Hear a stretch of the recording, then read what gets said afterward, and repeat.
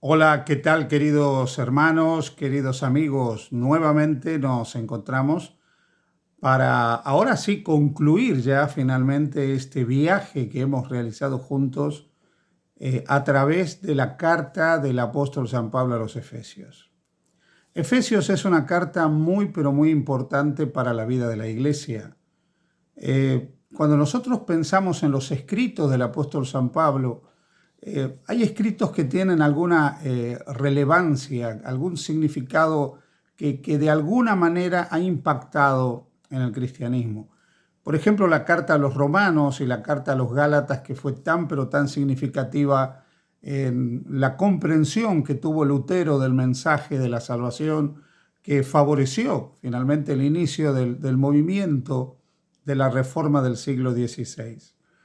Pero la carta a los Efesios es una carta especialmente para la iglesia, y yo me atrevería a decir para la iglesia de hoy, porque la carta a los Efesios nos confronta, nos enfrenta a cada uno de nosotros con algunas grandes verdades que la iglesia nunca debe perder de vista.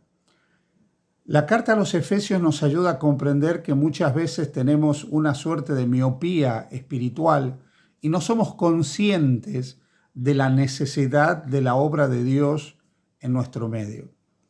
Cuando nosotros llegamos a esta carta, esta empieza con el capítulo 1, que realmente es un canto maravilloso para hablar de la salvación que Dios ha provisto para nosotros desde tiempos eternos en Cristo Jesús.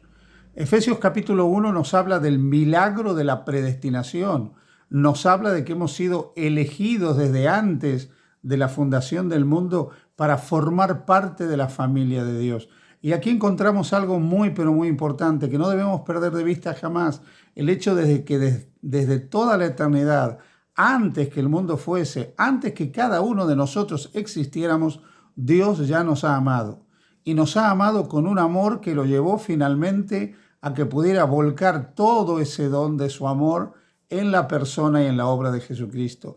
Por eso Efesios capítulo 1 nos presenta a ese Dios que nos amó, que nos predestinó y que nos ha redimido, nos ha rescatado por medio de la sangre de Jesucristo, que es la manera paulina de decir por medio de la entrega de la vida inmaculada de Jesús que se da por nosotros en la cruz del Calvario.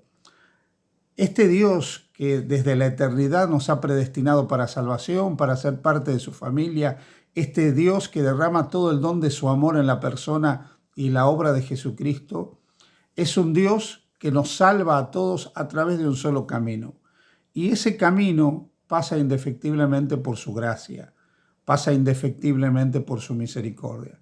Recordemos que a lo largo de toda su vida el apóstol San Pablo tuvo que estar enfrentando a corrientes que se querían introducir dentro del pensamiento de la iglesia que pretendían enseñar un sistema de salvación basado en las obras, en el cumplimiento de las obras de la ley.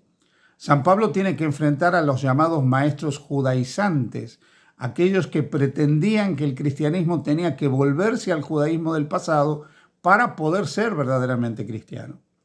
Cuando Pablo enfrenta a todos estos grupos, lo hace desde el mensaje de la gracia. La salvación que Dios predestinó desde todos los siglos en Cristo para nosotros, esta elección que Dios ha hecho de nosotros para salvarnos, la obra de Cristo para salvarnos a nosotros, es fruto de la gracia de Dios. La gracia no es otra cosa sino ese atributo de Dios que lo lleva a tratarnos no como nosotros merecemos, sino como Él en su amor nos quiere tratar. Por eso desde la gracia no hay lugar para la salvación por medio de las obras. Y esto en el capítulo 2 de Efesios San Pablo lo aclara con claridad meridiana, cuando dice en Efesios capítulo 2, versículos 8 y versículo 9, porque por gracia sois salvos por medio de la fe, y esto no es de vosotros, pues es don de Dios. No por obras, para que nadie se gloríe, aunque es cierto que somos hechura suya, creados en Cristo Jesús para buenas obras. Entonces, indudablemente la salvación cuando llega a nosotros es por gracia, no es por obras. la recibimos por la fe, que también es un don de Dios, pero ese hombre restaurado a imagen y semejanza de Dios, ese ser humano perdonado, claro que vivirá para la gloria de Dios. Pero eso nunca nos debe llevar a pensar que nos vamos a salvar por vivir para la gloria de Dios. Vivir para la gloria de Dios es el resultado de haber aceptado la salvación. Por gracia sois salvos, por medio de la fe. La gracia es el camino, la fe, el medio a través del cual yo me aferro a esa misericordia de Dios que se expresó en la persona y en la obra de Jesús, que vino a dar su vida por todos nosotros. Por eso es que cuando llega el capítulo 3, el apóstol San Pablo habla del misterio de Cristo, ese misterio que había estado encubierto desde todos los siglos, pero que ahora había sido revelado por medio de los apóstoles, por medio de los profetas y los apóstoles, y que ese misterio que le había sido dado a él de anunciar que los gentiles, o sea, aquellos que para el pueblo de Israel estaban fuera de la salvación, esos gentiles eran también coherederos y copartícipes de la redención en Cristo Jesús. En otras palabras, el misterio eterno, el misterio de Cristo no era otra cosa sino que Dios siempre había pretendido una salvación universal. Había querido que la salvación sea para todos. Y ahora Pablo anuncia ese misterio, revela ese misterio, da a conocer que tanto judíos como gentiles, judíos como no judíos, los que son del pueblo de Dios como los que no son del pueblo de Dios, todos se pueden acoger a la gracia, a la misericordia y a la bondad de Dios. Así que ese misterio eterno no es otra cosa que el plan de salvación que ahora se hace efectivo a través de la vida, muerte, resurrección y ministerio de Cristo en el santuario del cielo.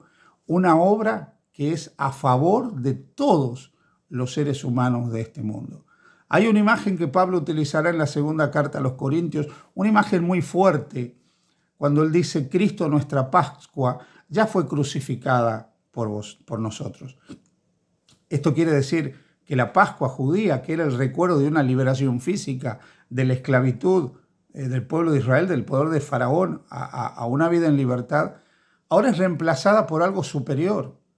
Ahora Cristo es la liberación, Cristo es la Pascua.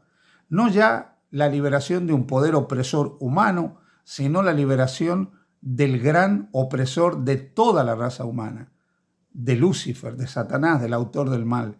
Cristo lo derrota en su vida, Cristo lo derrota en la cruz, Cristo lo derrota cuando se levanta de los muertos y acabará con él finalmente en su segunda venida. Y esa liberación que él nos da del autor del mal, del dolor y del sufrimiento, es lo que hace que él sea la Pascua para nosotros. Ese es el misterio de Cristo revelado, que ahora somos salvos enteramente por gracia, por lo que Cristo ha hecho por nosotros, y todos podemos acogernos a la gracia y a la misericordia de Dios.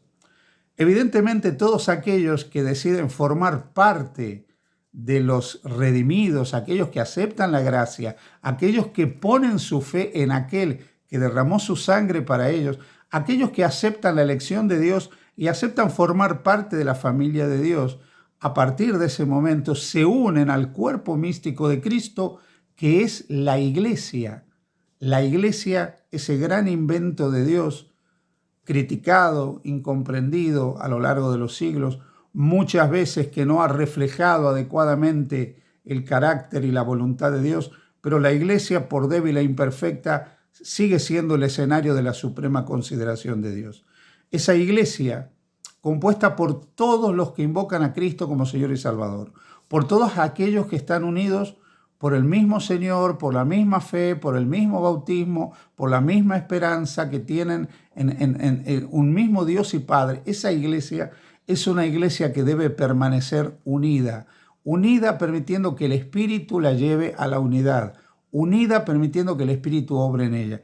Y por lo tanto, si el Espíritu obra para la unidad en esa iglesia, el capítulo 5 nos habla de andar en amor. Andar en amor entre los creyentes, andar en amor como hermanos, andar en amor como esposos, andar en amor como familia, andar en amor como seres humanos. El amor es la expresión de que realmente hemos aceptado la presencia de Dios en nuestra vida. Y ese amor se da en el trato que nos prodigamos mutuamente como miembros del cuerpo de Cristo, en la forma en que nos tratamos como cónyuges, como padres con nuestros hijos, como hijos con nuestros padres, como aquellos que trabajan frente a sus jefes, como aquellos que tienen personas a su cargo con los que trabajan para ellos. En otras palabras, vivir el amor significa vivir el amor de Cristo en cada ámbito de la existencia humana, de tal manera que realmente podamos ser cristianos que reflejan a Dios de este lado de la eternidad. Cristianos que para poder enfrentar la adversidad y seguir luchando en el escenario del gran conflicto entre el bien y el mal, como dice el capítulo 6, y poder enfrentar las acechanzas del enemigo que todavía está actuando hasta que la venida de Jesús acabe con él. Cristianos que necesitan vestirse de toda la armadura de Dios, esa armadura que les permitirá enfrentar a cada paso de su vida cualquier situación que los tiente, que los quiera entretener de poner sus ojos, su mirada en Jesús, que es el autor y el consumador de la fe. Efesios, una carta maravillosa con un mensaje maravilloso para cada uno de nosotros. Ojalá que podamos internalizar cada uno de estos capítulos, que podamos volver a leer Efesios y seguir aprendiendo de Dios a través de esta carta. Que el Señor te bendiga.